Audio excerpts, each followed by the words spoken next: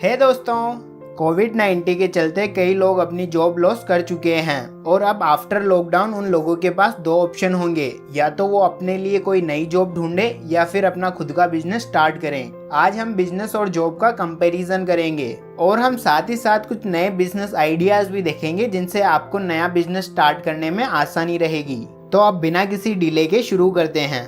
अगर आप किसी कंपनी के लिए जॉब करते हैं तो आपको गारंटी के साथ सैलरी दी जाएगी और आपका काम करने का टाइम भी फिक्स होगा और आपको पहले से ही पता होगा कि आपको क्या काम करना है। लेकिन अगर हम दूसरी तरफ बिजनेस के बारे में बात करें तो आपको यह नहीं पता होता कि अगले महीने कितने रुपए आएंगे और कई बार लॉस भी पॉसिबल होता है। आपको अपने बिजनेस का ध्यान खुद से रखना पड़ता है और इसे खुद से ही ग्रो करना पड़ता है। आपको अपने बिजनेस के लिए कितना टाइम स्पेंड करना है यह भी आप खुद ही डिसाइड करते हैं। चलो हम जॉब और बिजनेस के डिफरेंस को समझने के लिए एक एग्जांपल लेते हैं। हम दो पर्सन की लाइफ जर्नी करेंगे जिसमें से एक बीए पास और दूसरा बीए फेल स्टूडेंट होगा। राहुल ने अपनी बीए कंप्लीट करने के बाद एक मल्टीनेशनल कंपनी के लिए काम करना शुरू कर दिया और उसे एक अच्छी सैलरी भी मिलने लगी। उसके जॉब से उसके परिवार में सभी खुश थे और राहुल जॉब पाके प्राउड फील करने लगा था।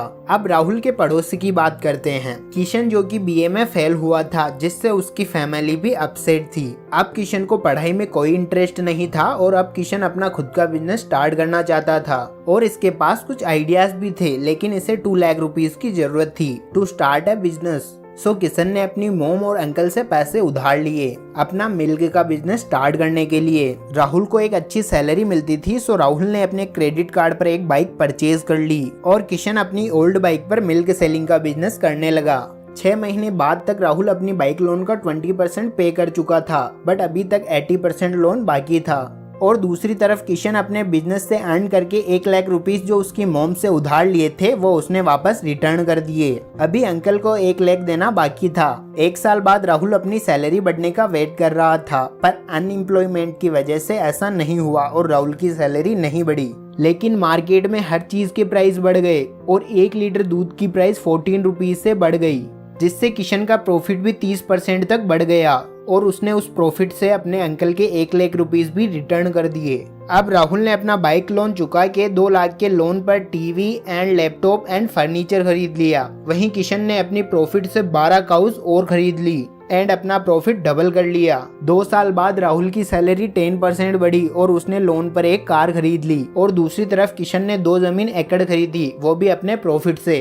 अब तक किशन ने अपने प्रॉफिट से एक कार भी बाई कर ली थी और अब 2 साल बाद राहुल ने लोन पर एक होम बाई किया। जब तक किशन के पास 126 काउस और 2 होम थे। अब राहुल की सैलरी 10% तक और बढ़ गई। वहीं मिल्क की प्राइस 40 रुपीस पर लीटर हो गई, जिससे किशन की इनकम राहुल से 500% तक बढ़ गई। अब 5 ईयर बाद किशन 4 करोड़ का मालिक है और इसकी मंथली इनकम 5 लाख रुपीस है। किशन ने 25 वर्कर्स भी रखे हैं और वहीं राहुल की सालाना इनकम 7 लाख रुपीस है और उस पर अभी 40 लाख रुपीस का लोन है। 2008 में मिल्क की प्राइस 10 रुपीस थी, जो अभी 40 रुपीस है। वहीं राहुल की सैलरी 12,500 से 41,000 हो गई। इस पीरियड में जॉब करने वालों की सैलरी 30% बढ़ी, लेकिन बिजनेस करने वालों की इनकम 300% तक बढ़ गई।